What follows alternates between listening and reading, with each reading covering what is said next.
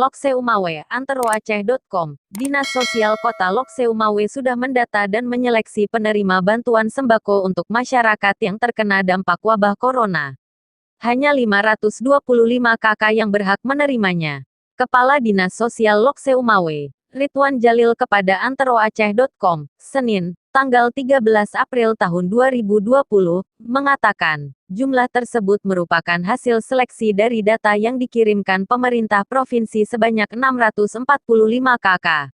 Jumlah tersebut tidak semua masyarakat di Lokseumawe bisa menikmati bantuan sembako itu, kata Ridwan.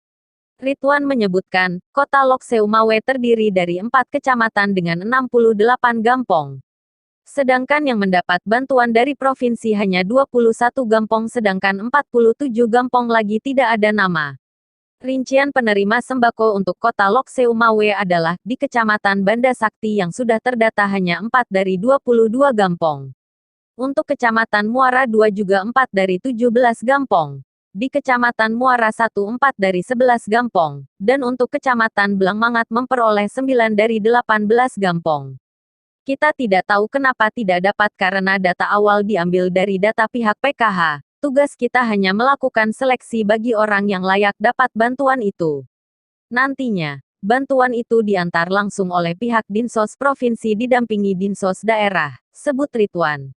Seperti diberitakan, pemerintah Aceh melalui Dinas Sosial Aceh mulai menyalurkan bantuan sosial, bansos, pangan untuk 61.584 kepala keluarga, KK, yang terdampak corona seluruh kabupaten, kota di Aceh. Penyerahan bantuan secara simbolis dilakukan oleh PIT Gubernur Aceh, Nova Iriansyah kepada Bupati atau Wakil Bupati Kabupaten, Kota di Aceh yang diwakili oleh Wakil Wali Kota Banda Aceh Zainal Arifin, Wakil Bupati Aceh Besar Husaini Awahab, dan Wakil Bupati Pidi, Fatlullah TM Daud di halaman kantor Dinas Sosial Aceh. Tanggal 9